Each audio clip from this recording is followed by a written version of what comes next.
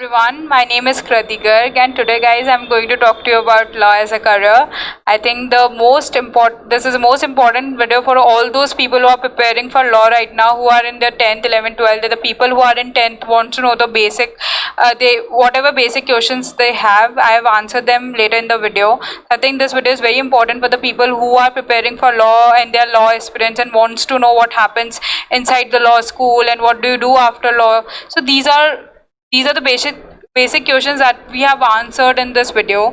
I think the plan of action would work like what all the degrees are available in India. There are two types of degrees. Why you should choose law, about the entrance examinations, very important to go inside to a law college, and then what is the journey of a law student and life after law student. So, guys, there's two types of law that are prevalent in India right now. One is 3 years law program and another one is 5 years law program. आजकल के सारे बच्चे जो भी prepare कर रहे हैं वो 5 years से बहुत ही ज़्यादा फ्रेंडली है, बट 3 years का लॉ प्रोग्राम हमारे इंडिया में शुरू से चलता आ रहा है. It's there since for ever. So I think 3 years के लॉ प्रोग्राम में क्या होता है कि यू डू योर ग्रेजुएशन पहले and then you will go for law. So it comes down to 6 years. For example, मैं कॉमर्स बैकग्राउंड से हूँ, मैंने पहले BBA किया 3 साल, फिर मैंने लॉ करी 3 साल, तो ये हुआ 6 साल का एक प्रोग्राम. अभी 5 साल का लॉ उन लोगों के लिए जो बहुत श्योर होते हैं इन देयर 9, 10, 11, 12 कि they want to pursue law and they want to be a lawyer, they see themselves as a advocate. तो उनके लिए ये चीज़ बहुत अच्छी है 5 साल का law. Here you save your 1 year as well और you will get dual degree. मतलब if you go for BA LLB you get BA का degree along with LLB, BA का degree along with LLB. So yeah, 5 years law courses are very much prevalent in India right now. It is preferred 5 years because you save your 1 year. In that 1 year you can do internships and get to know कि आपको किस field में जाना है, corporate litigation stuff. Now, why do you choose law? I think this is the most answered, the points that I've written is the most answer point that somebody has said to me all this while I've asked people that why did you choose law. Because यार मेरे family में कोई lawyer है, मेरे mummy papa lawyer हैं, हमारे पास already law का एक बैकग्राउंड है, we already have a study, तो मुझे कुछ ज़्यादा एफर्ट नहीं करना पड़ेगा अपनी इमेज बनाने के लिए, तो I dive in that pool and sail through it.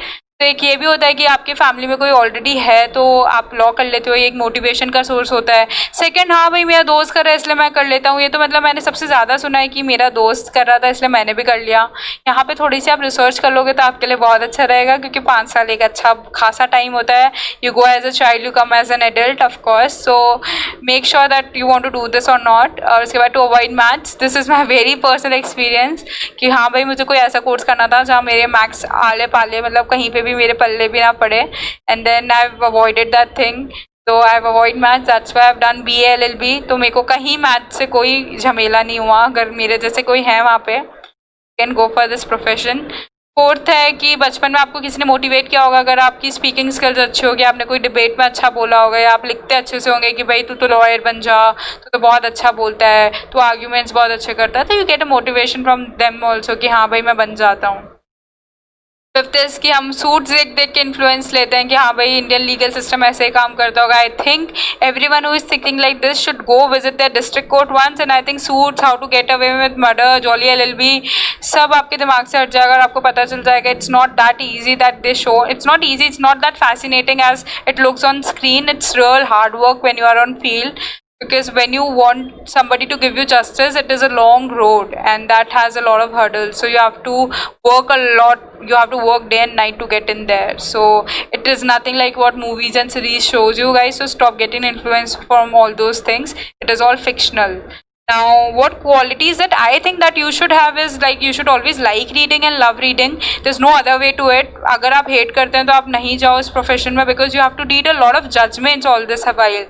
कि lot of people who tell me यार मेरे को तो पढ़ना नहीं पसंद है. तो भैया कैसे करोगे, तुम जजमेंट्स भी तो पढ़ने हैं तुम्हें इतने सारे, और तुम 50 जजमेंट पढ़ोगे, तुम मेरी बात मानो तभी तुम एक आर्ग्यूमेंट ड्राफ्ट कर पाओगे. मैं डरा नहीं रही हूँ, मैं बता रही हूँ कि it is, you don't get things easily when you are in the field. You have to work hard, so you have to read a lot. यहाँ पे आपको बहुत पढ़ना पड़ेगा, तो you should like or love reading.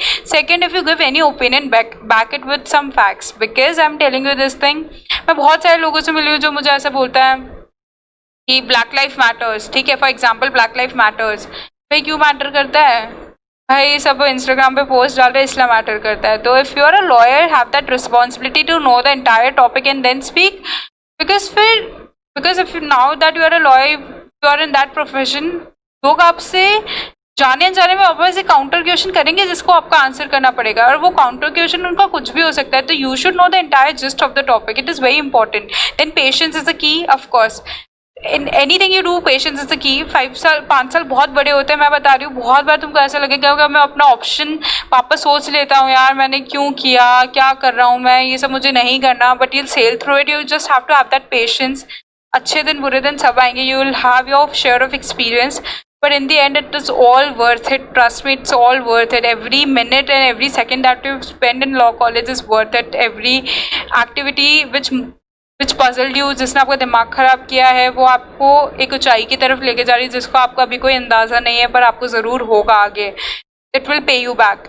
Now there are a lot of people who have this thing that they want to serve the society at a very initial age, they know that they want to do something. तो आप ऐसे देखेंगे कि बहुत सारे लोग आपको अपने करियर में या बैच में ऐसे मिलेंगे कि जो ऑलरेडी अंडर प्रिविलेज लोगों के लिए बहुत कुछ कर रहे हैं, इग्नोर सेक्शंस के लिए बहुत कुछ कर रहे हैं, तो वो एक बहुत ज़्यादा मोटिवेटिंग और इंस्पिरेशनल चीज़ हो जाती है, because then you got to learn a lot of things from them. So I think you should always find such people and get inspiration from them.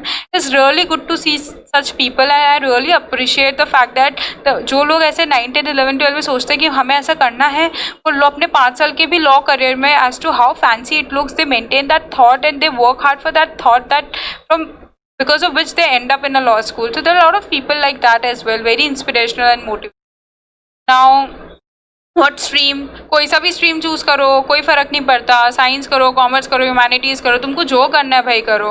But humanities में अगर आपको बहुत टाइम मिलेगा CLAT को prepare करने के लिए, तो प्रिफर्ड ह्यूमैनिटीज़ होता है. मैं खुद कॉमर्स बैकग्राउंड से हूँ, मैं BA LLB कर रही हूँ. BA ह्यूमैनिटीज़ का सब्जेक्ट होता है. मेरे बहुत अच्छे फ्रेंड्स जो साइंस बैकग्राउंड से वो BBA LLB भी कर रहा है.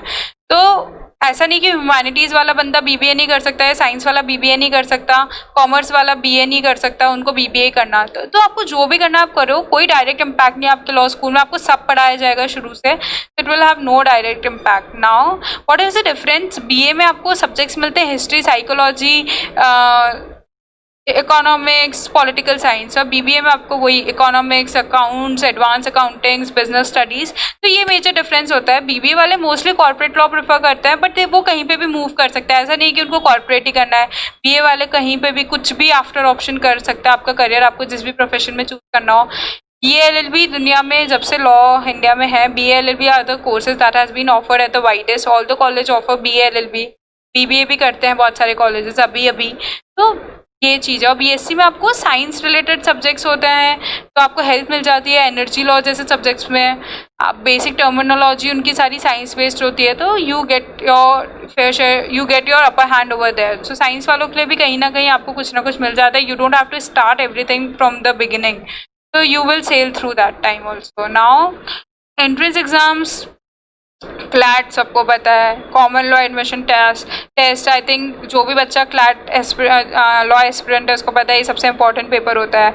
ये 5 सेक्शन जो आप देख रहे हैं on your right side, I think English, legal aptitude, logical reasoning, general knowledge and elementary maths. ये 5 सेक्शंस हर एग्जामिनेशन जो आप लॉ के लिए देंगे, whether it's a state based paper, central level paper, और कॉलेज जो अपने खुद के पेपर कंडक्ट कराते हैं, ये 5 सेक्शंस के अराउंड ही आपकी सारी नैया घूमेगी, और आपको यही पेपर देने हैं अपने लॉ कॉलेज में जाने के लिए. यही सारे टॉपिक्स आते हैं at the wider level to get enter into any law school. तो क्लैट में क्या होता है, 150 क्वेश्चंस आते हैं, आपको 120 मिनट्स में करने होते हैं. अगर आप सही करते हैं तो आपको 1 मार्क्स मिलता है, गलत करते हैं तो -0.25 नेगेटिव मार्किंग है. बहुत ही इंपॉर्टेंट पॉइंट है. बहुत कॉशियस होकर आपको आंसर्स देने पड़ते हैं. MCQ बेस्ड है, चारों में से कोई सा भी टिक करो. पेन पेपर बेस्ड है.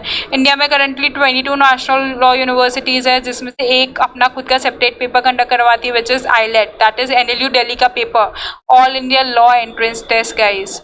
Very important. सेपरेटली आपको इसको रजिस्टर करना पड़ता है. ऑफलाइन बेस्ड है, 90 minutes, 150 question, negative marking is there, and same sections, same subjects that you have covered in CLAT. उसमें ये आता है कि मार्किंग डिफर कर सकती है हर पेपर के अकॉर्डिंग, बट पेपर पैटर्न यही होगा.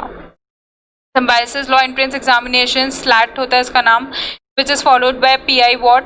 Even same as with Christ College Bangalore, they have their personal interviews and written ability test. Written ability test में क्या होता है, आपको कोई कंटेम्प्रेरी टॉपिक दे दिया जाता है, आपको उसके बारे में लिखना होता है. For example currently corona and effects on economy, कुछ भी दे सकते हैं. तो पर्सनल इंटरव्यूज में they get to know what they do is they want to know about you to make sure आपके जितने भी सर्टिफिकेट्स हैं, क्विक एडवाइस है, जो भी सर्टिफिकेट्स हो, be it winning a moot, be it winning